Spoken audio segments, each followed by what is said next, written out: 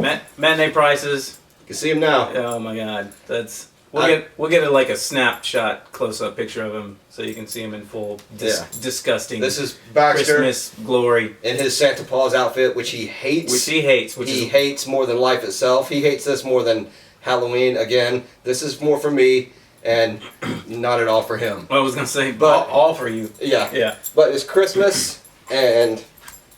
Hopefully okay. There you go. You probably won't see him again for this episode. Yeah. Welcome to Matinee Prices. This is our Christmas episode. Kwanzaa. Or Hanukkah, whatever you're celebrating. We Yeah. could say it's an all-encompassing holiday. Boxing Day. Spectacular Boxing Day. Yep. We will have some Canadian representation on this show. We're gonna try to get everybody in here.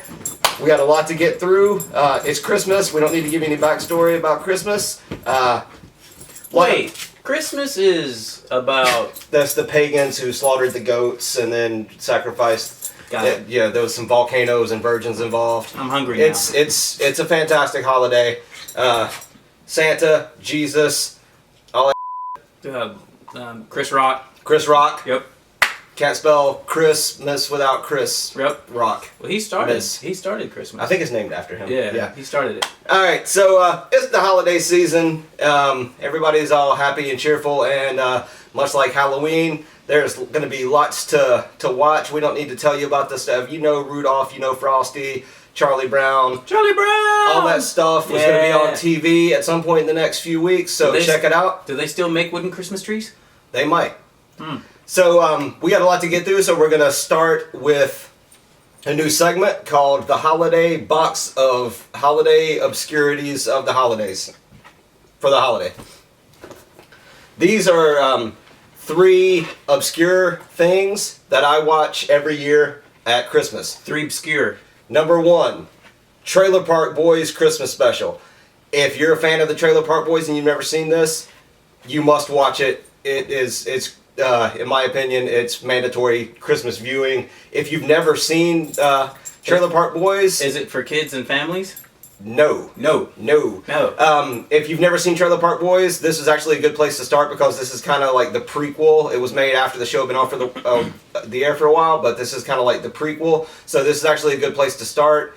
It's awesome. If you're a fan of shows like Reno 911, you would like Trailer Park Boys. Trailer Park Boys. Number 2, The Hebrew Hammer. Oh, God. With Adam Goldberg, Mario Van Peebles, Nora Dunn, Andy Dick, and what's her name from Arrested Development? Nora Dunn again. Judy Greer. Peter Coyote. This is a great cast. It's Santa's son or nephew is trying to destroy Christmas, and the Hebrew Hammer and Mohammed, the head of the Kwanzaa Liberation Front, which is played by Mario Van Peebles. They have to stop Andy Dick from destroying Christmas. It's awesome. Adam Goldberg is a tough, badass Jewish detective who just whoops ass in the name of Hanukkah. Awesome. Hanukkah. Awesome. Mandatory Christmas viewing. That's for our Jewish brothers and sisters out there. So mandatory. Well, you get the idea. And next, Christmas and Hanukkah. Last but definitely not least, Opus and Bill, A Wish for Wings That Work. Yeah. This is the Bloom County cartoon. And as far as I know, they only made one. If you're a fan of Bloom County, you must watch this. And I know a lot of people who have never seen this, and I know a lot of people who have never even heard of this. But if you're a fan of... He just knows a lot of people. Bloom County, you must see this. They definitely toned down the drug references, or they completely removed all the drug references and foul language and sex jokes. That's toned down. From the cartoon strip, but the spirit of Bloom County is in this. It's awesome. Opus and Bill, Saving Christmas, fantastic. Check it out. It's called Opus and Bill, A Wish for Wings That Work. Yay! Again, mandatory viewing. It's on my list every year. Watch it or we kill you. We won't kill you. Watch it or we will maim you. Yeah. Bust a kneecap. Bust a kneecap. Yep. So that's my little. Those are 3 things that I watch a lot of things every year at Christmas. Those are 3 things. Like I always watch those 3 some point in the holidays. They're 3 of my personal favorites, and they're all fairly obscure, and I want people to know about them. So, Trailer Park Boys, Opus and Bill, Hebrew Hammer, Find them, watch them. They're all crowd pleasers. They're all comedies. They're all hilarious. So now we're gonna get to our first movie of the Christmas show, holiday show. It is The Night Before, starring Joseph Gordon-Levitt, Seth Rogen, Anthony Mackie, Michael Shannon, Mindy Kaling, Jillian Bell, Lizzie Kaplan. Written and directed by some funny people: Jonathan Levine, Evan Goldberg, Seth Rogen. It's all the same. It's that crew that made This Is the End, Pineapple Express, Sausage Party. It's all those guys. They made an awesome, raunchy, R-rated Christmas movie, and I genuinely love this movie. I went out and bought it. That's how much I liked it. And Huru just recently watched it. That's his. What'd you think about it? It was horrible. It's not even about Christmas at all. It's about freaking springtime and Easter, and Easter egg hunts. And none of these people are actually in the movie. None of those people are in it. No, it was pretty cool. It was. It's different. It's different. Michael Shannon's part was really awesome, and I also came to appreciate Jillian and Liz. Liz Kaplan was on. She was on Undeclared. She wasn't on Undeclared. That's someone else. She was on Party Down. Liz Kaplan? Yeah, she was on Party Down. Okay, so she was on Freaks and Geeks. Nope. She was on Undeclared. Nope. She was in The Interview. She was in The Interview. Yeah. All right. Well then she was in Hot Tub Time Machine. And then IMDb is wrong. So Then I might be mistaken. I don't think she would have been young enough to be on Freaks and Geeks around it. Like, maybe. All right. Well, she was on Mean Girls too. We'll have to look into that. Yeah, she was on Mean Girls. Yeah. She was in the movie Mean Girls. She's awesome, and I might be wrong about those other credits. She might. Actually, I am remembering her from Freaks and Geeks. She was in the final episode, the girl that Jason Segel ended up going out with. So you got me. I do not remember her from Undeclared, but she was definitely in Freaks and Geeks. And now that I've remembered that, I'm thinking, yeah, she probably was in Undeclared too. So I think you probably got me on that one. So I didn't get you. IMDb got you. Yeah. So she's worked with Franco and Seth before. She goes back all that way with them, and I'm really starting to appreciate her more and more. She's good. She's good. She's good. And she was one of the better parts of Hot Tub Time Machine. And real quick, Jillian Bell she was with the Groundlings. And then auditioned for SNL. Oh, nice. And didn't get on the cast, but she was a writer in 2009. Okay. And then she went on, and that would have been right around the time Workaholics hit the air. Yep. And now she's on Workaholics. She was in 22 Jump Street. She had her own show on Comedy Central for a while. I can't remember the name of it, but it was hilarious. She's very, very funny, and she plays Seth Rogen's wife in The Night Before. Basically, it's three guys, and they have an annual Christmas tradition that they do, and they've all kind of figured out that this is going to be the last time, so they want to make it epic, and they're going to this giant Christmas party that they've always tried to go to but never got invited to. It's like an epic hidden underground New York party. They finally got invitations, and they're just going to give it one big holiday blowout. Seth Rogen is kind of the family man. He's growing up. He's got a wife. Kid on the way. Anthony Mackie was a football player, right? Yeah, he's a professional football player who's starting to get famous. So he's not going to have time for his childhood friends anymore. And Joseph Gordon-Levitt is kind of just hasn't really progressed with his life. He's just kind of stuck. Yeah, and he for good reason. There's kind of a reason that they do it, but So this is their last, rundown. Last hurrah. Last hurrah, and they're gonna, go out with a bang. So, and then of course, hilarity ensues. It's New York. There are drugs involved. There's religion involved. Seth and Franco are involved. So of course, there's gonna be crazy. Yeah, James Franco does have a small little cameo in the movie. Well, I mean, yeah. And the scene. Of course, James Franco is in the movie also. I don't know what I thought was happening there. I think I had a stroke. I will say, I think I probably enjoyed this movie a little more than you. Because I liked it enough to go out and buy it. But I will say this, without getting into too much of my own life, I think maybe I dug it because I really identified with Joseph Gordon-Levitt's character. I was going to say, because you're pregnant. No, there was, without delving into, like, the sadder aspects of it, I kind of identified with what his character is going through, and so it was, like, a little more personal for me, I feel like. But I really dug it. We're both big fans of Joseph Gordon-Levitt. Think he's very underrated. Actually, and Anthony Mackie, he's blowing up. I remember when I saw him in 8 Mile, I was like, it's like you can see somebody in a bit role or supporting role, and you're like, I wouldn't be surprised if he's a big star one day. And now he's in the Marvel universe. He's the Falcon in the Marvel universe. So and there you go. And he's doing great. And he was in the Hurt Locker. He's Triple Nines. He was in that. Yeah, he's a great actor, and this is a very funny movie. It's definitely R-rated, not for the kids, but if you want something a little different in your Christmas movie watching this year, it's a really good one. There's a nice shout out to the movie Big, with scene involving the giant keyboard, which I thought was inspired, and an amazing supporting cast. Michael Shannon tends to steal every movie he's in, even when he's surrounded by like these famous, like awesome comedians. Like by the first or second time Michael Shannon pops up, you're just like, I want him to pop up again because he's Michael Shannon and he's awesome. So The Night Before, check it out again if you're fans of Pineapple Express, Sausage Party, This Is the End, all that stuff. It's all those guys. If you like those movies, then you'll like this. It's a lot the same type of humor, and I really dug it.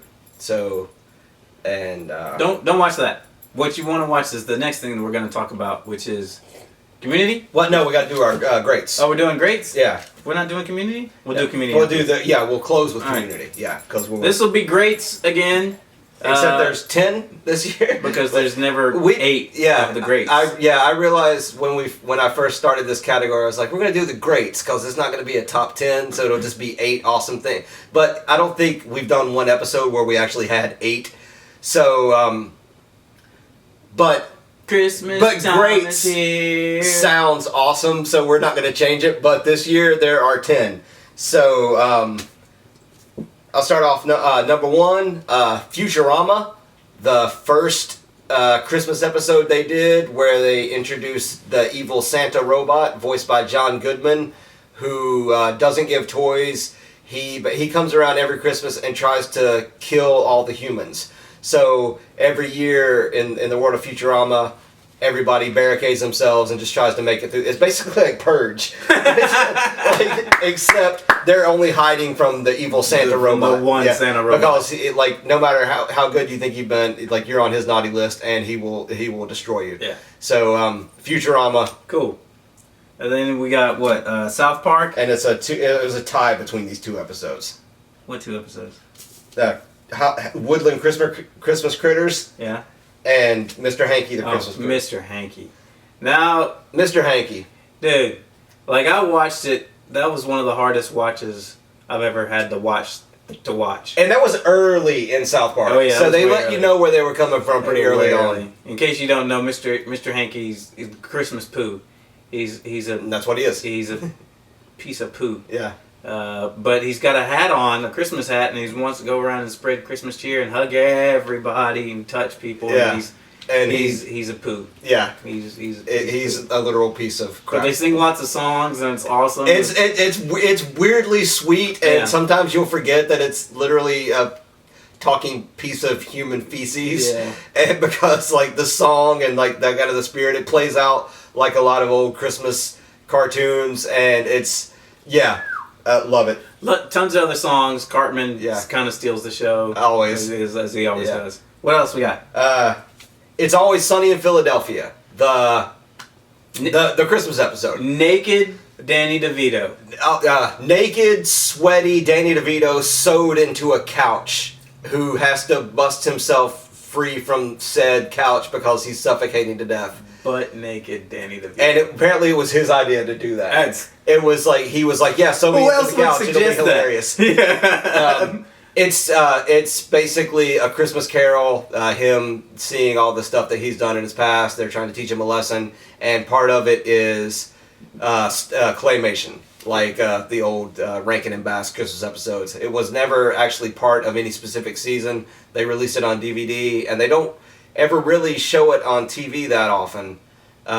It's not, like I said, it's not part of the regular lineup of the show, but it's on DVD, and it's easy enough to find. It's a good one. What do you got next? Seinfeld. Seinfeld, Festivus for the rest of us. It's a Festivus miracle. Oh my god! So if you haven't seen it, the two people who haven't seen it, it's probably on TBS right now. just find it. Yeah, 'tis the season. You'll find it. Or Netflix or Hulu. It's and this one, love this.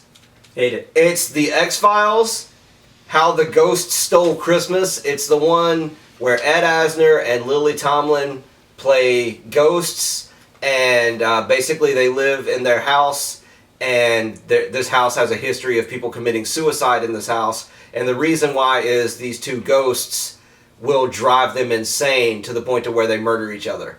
And they're trying to do that to Mulder and Scully. Mulder and Scully, of course, escape.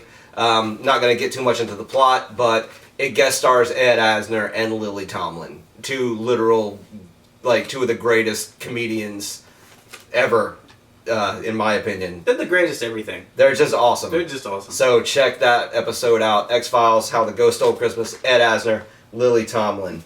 And, Twilight Zone. The Night of the Meek. Night of the Meek. Man, I did not realize. Art Carney. Art Carney is, who else is in that? he was the only name I recognized. A bunch of, kind of Twilight Zone regular actors, character actors. But I haven't seen this episode. I gotta check it out. It's unlike any other Twilight Zone episode. It looks different. It feels different. He's a drunken department store Santa. He has an altercation with an angry mother and ends up getting fired. But he's not a bad person. It's just his life is so horrible. He drinks to dull the pain because he lives in the slums, and he just sees poverty and depravity everywhere, and he has no hope, and he drinks so he can forget his troubles. And he finds a magical bag that has toys in it, and he decides to just go around the town and giving toys to people and their children who can't afford Christmas presents. And at the end, he's rewarded in this fantastic way. But it's Art Carney doing just his performance is heartbreaking. It's amazing. I love it. It's one of the better episodes of Twilight Zone ever made, in my opinion. The Simpsons, the pilot episode of The Simpsons, the Christmas special from Christmas 1989. Simpsons roasting on an open fire. Pretty sure that won the Emmy that year. Santa's Little Helper? Santa's Little Helper is introduced. Everyone's introduced. It was the first full-length episode of The Simpsons after they left the Tracy Ullman show. Oh, seriously? Yeah. Holy crap. 1989. 89. Yeah, so we're going back 27 years. The Simpsons premiered and honestly changed television. Yeah. There hadn't been a primetime animated sitcom since I think the Flintstones. I might be mistaken, but it was a good 20-something years. Was Family Dog? Did they try and do that? That was after. That was spun off from Amazing Stories. Right, but it premiered first in Amazing Stories. Yeah, and then I think the Simpsons caught it, so they were like, hey, let's do that. Yeah. Okay. And Tim Burton was involved in that, if I'm not mistaken.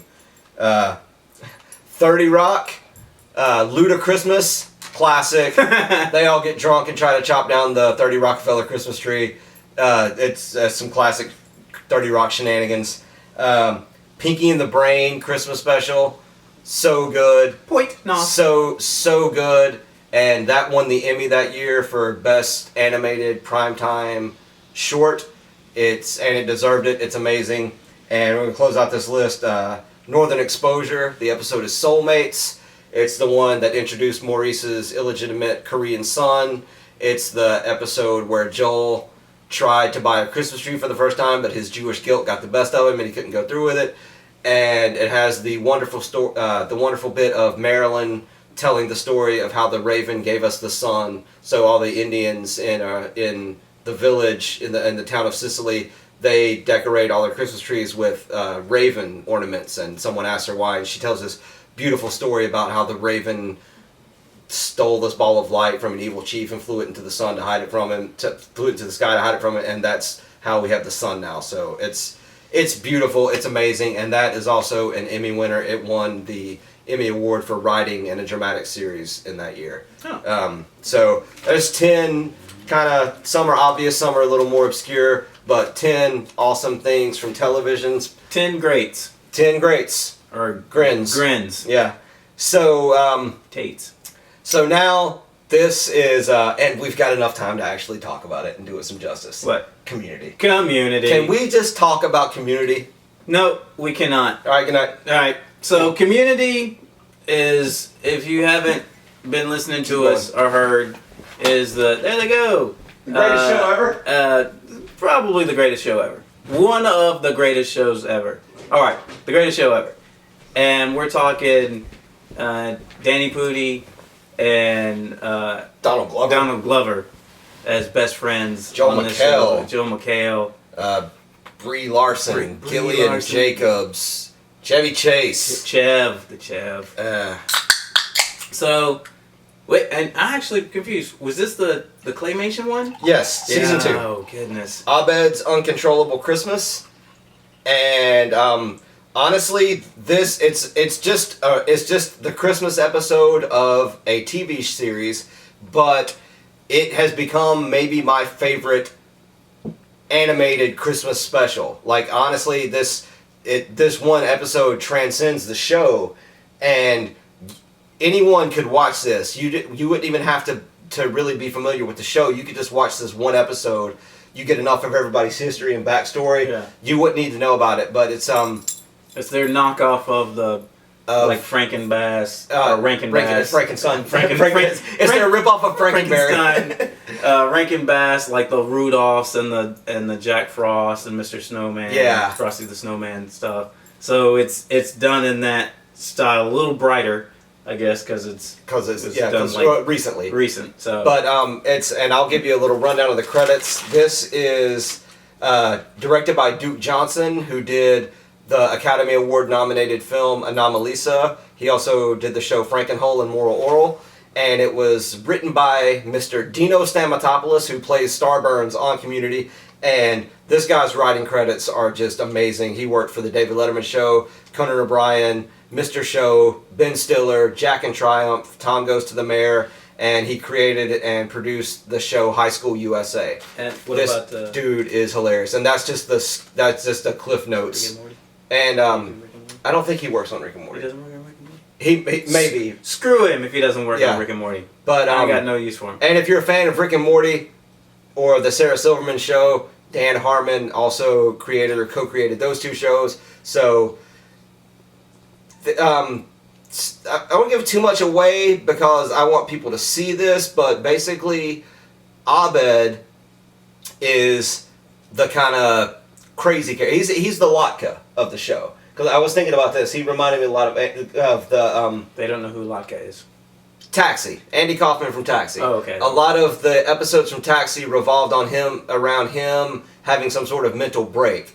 Like when he would just become Vic Ferrari. Yeah. So, and he was just a little off, and they never really explained what was off about him. It's just, like, he was just that character. And his neuroses and mental weirdness allowed for a lot of, opportunities to take the show in crazy directions. Community is very much the same way with the Abed character.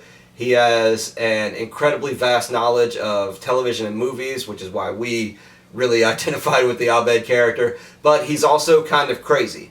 Like, he's maybe Asperger's, maybe he's just a little weird, maybe he's an alien. He's a little touched. Who's been sent to Earth to show us the way. But whatever it is, he... It's with a show like Community, it's really weird to say who is your favorite character, because like basically whichever character is on screen talking at any given moment is essentially your favorite character. Sure. Because it's all in the writing and the directing. But Oh, that's that's nice. But Yvette Nicole Brown. Yep. Yeah. So great. She's on the new Odd Couple show now. And she's always on Talking Dead. And she's on Talking Dead a lot. And she's the ultimate Walking Dead fan, apparently. But basically the plot of Abed's Uncontrollable Christmas is Abed has a bit of a psychotic break having to do with something with his mother. And he starts to see the world as a stop-motion Christmas special. And his friends kind of indulge him because they're trying to figure out what happened to him. You've got John Oliver, who you now know from Last Week Tonight, that HBO show. He is Professor Ian Duncan, and he's trying to exploit what's happening to Abed because he wants to write a book about it. And they kind of make him into be the villain of the episode. Great music. It's genuinely touching. I have legit teared. Like if I'm watching this in the right context, or if I've had a bad day, or if I'm just in that Christmas spirit where you get emotional and you get the feels, I will tear up a little bit at the end. It's because when you get to the reveal as to what caused him to have this psychotic break, it's genuinely it's kind of a gut punch. Yeah. So it's one of those things. Definitely watch it. It's so good. It was one of the most underappreciated shows on television while it was on, and it's even more so now that it's off. And this was one of the best, the creme de la creme. And it just so happens to be a Christmas episode, so that's why we're discussing it in this show. Yeah. We finally got a legitimate excuse to talk about Community. About Community. Yeah. So that's that. If we haven't convinced you, then we're never going to convince you. So why are you even watching this show? Probably because you know or are related to us, and or both. Yeah. Which is fine. Yeah. So are we good? I was gonna say one more thing. I had stuff over here. We still got about a minute and a half. Here. That's for you. Merry Christmas. Oh, look at this! The freaking. We could have used this at the beginning of the show. You gave me one of those this year. Oh, a yo-yo! Duncan, Professor Ian Duncan yo-yo. It's Grinch Stole Christmas. I actually think that's yours. What? Well, I don't have it. I don't have it with me. I was going to say Long Kiss Goodnight. Also, during Christmas, it's technically a Christmas movie. As is Die Hard. And Die Hard. You should watch those too. So yeah. And The Ref. And that's another great one. Dennis Leary and The Kevin Ref. Spacey, Annette Bening, The Ref, R-rated, dark comedy. It's Dennis Leary in a Christmas movie. Yeah. So it's exactly what you think it is. Yeah. So and this is Baxter. We're gonna sign off and go drink some eggnog, Yule nog, something nog, log. And It's nog. So this was our episode. I hope you liked it, or at least didn't hate it. We hope you watched it. Yeah, all the way through. We know you didn't watch it. So we're gonna sign off. We got our Christmas mugs. We'll toast you. Merry Christmas, Joyous Kwanzaa, Boxing Day, Hanukkah.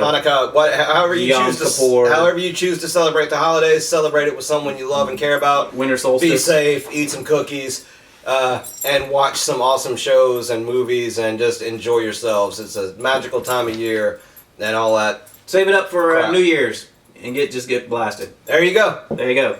Laters. So I will use this and say, cut. I know you're supposed to do this for action, but I just want to use this because it's we're legit now.